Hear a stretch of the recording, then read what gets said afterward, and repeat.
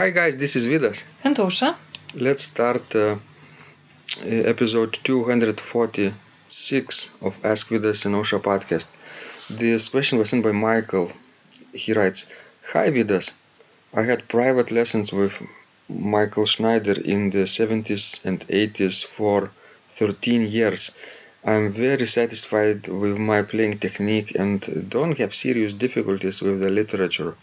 I had a 30 years break, settling in my job and having a family with 2 kids. In 2010 I discovered the Hauptwerk software and bought a free manual console and several sample sets.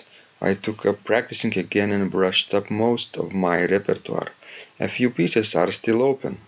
JSB Toccata in F major, Prelude and Fugue in E flat major, and in E minor, Dupré Opus 7. But this is only a question of time, not of difficulties.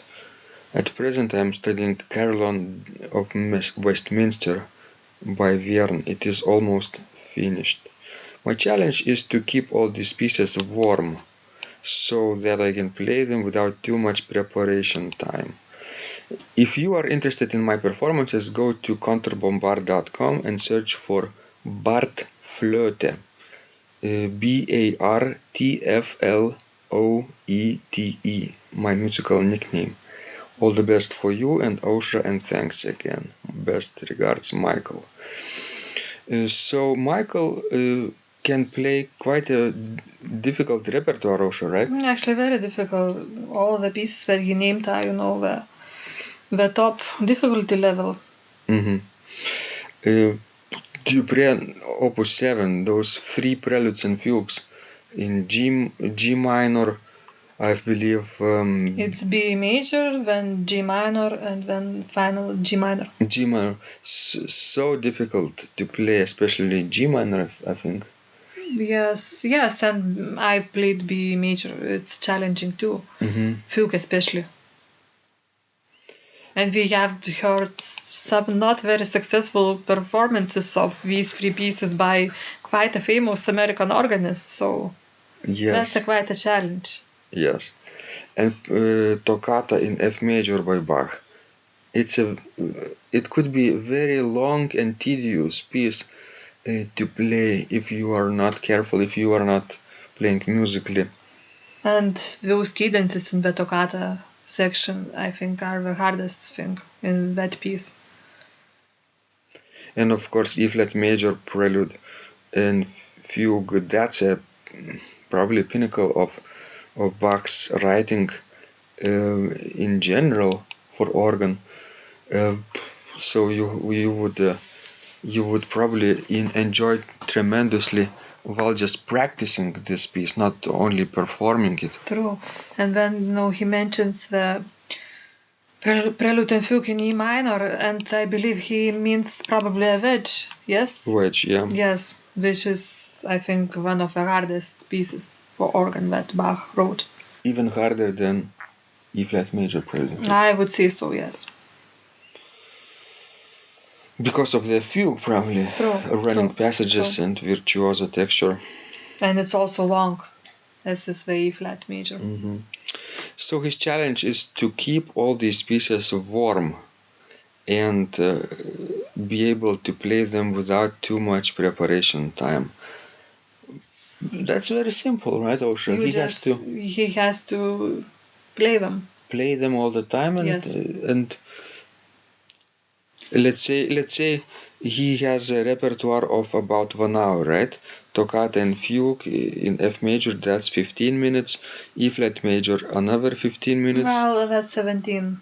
A little more than E minor, so 3/4 of an hour more probably. And Dupré Opus 7, so that's more than an hour, I think. Oh, it's much more than an hour. Because Dupré 3 preludes and fugues is like half an hour already. Well, I would say probably more, because that G minor, the middle one, is in a slower tempo. And Carillon of Westminster by Verne, so that would conclude his hour of Bach and Verne. And Dupré, in addition, half an hour. So Well, that's like, the 2 recitals, I would say. almost two Almost 2 recitals. recitals, yes. 1.5 at least. So if he has to keep these pieces warm, he has to play them not necessarily every day, all things, but to have a plan to play them regularly.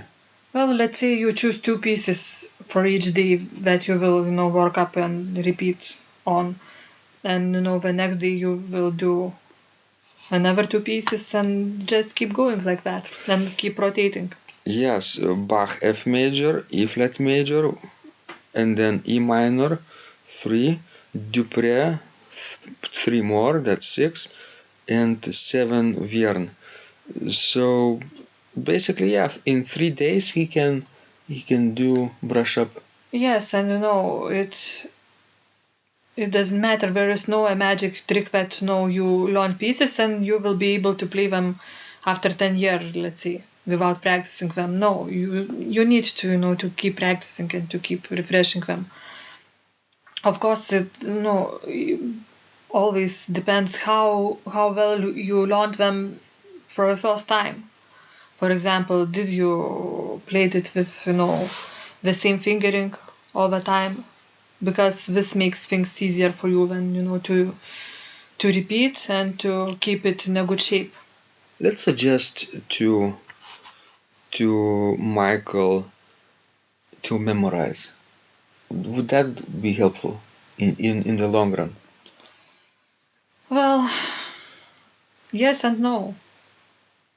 Don't you think it's harder to keep things in your memory than to read it from a score? Yes, he doesn't have to perform from memory. He just has to learn it, inside out. And then when the time comes to perform from the score, it would be easier. Yes, true, but you can do that if you have a lot of time. So it depends on your schedule. Mm-hmm.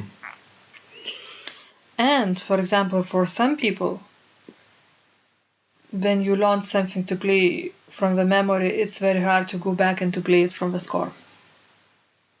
You need to keep that in mind too. Not to everybody, but for some, yes.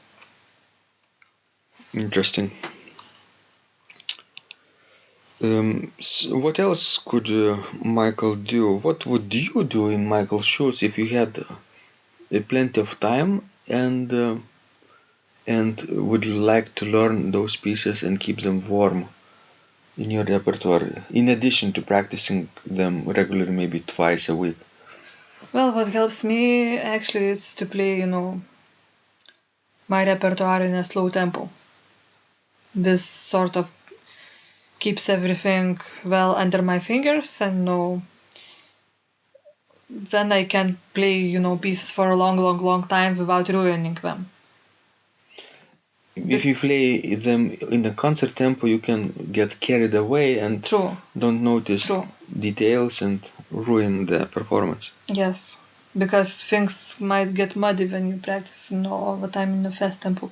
Of course, people think, oh, if I will play it fast, then I can play more pieces, and that's what we do. But I don't think that's a good way to do it. Mm-hmm.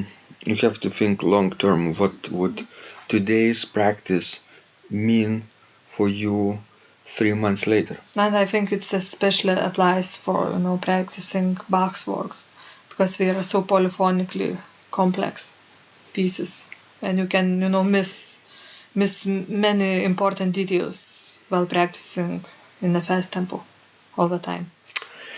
And one last thing, obviously, if you are so good with those pieces, like Michael is probably, then it would be wonderful to go out and play in public. Don't you think? And I think that's what he does. He has his page, yes, on the YouTube. But that's in public, he records himself and publishes. But I mean in live performance, maybe in church setting, maybe in concert settings even. True. Go out in his area, make friends with local organists and arrange recitals.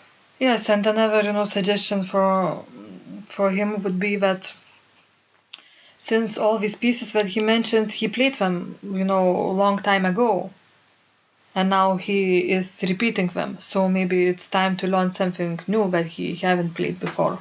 Ah, I see. Yes, if you only repeat your repertoire from the past, you are not really advancing, right? Well, you are advancing, but You are advancing, but you're not as expanding your repertoire. you're not expanding your musical horizons. True.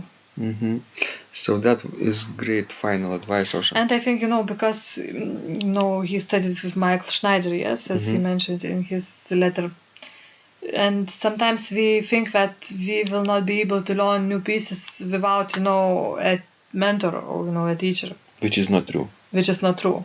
Because if you have already, learned so much hard repertoire, I'm sure you can do something on your own too. And teach others if you like. Thank you guys, this was Vidas. And Usha. Please send us more of your questions, we love helping you grow. And remember, when you practice, miracles happen.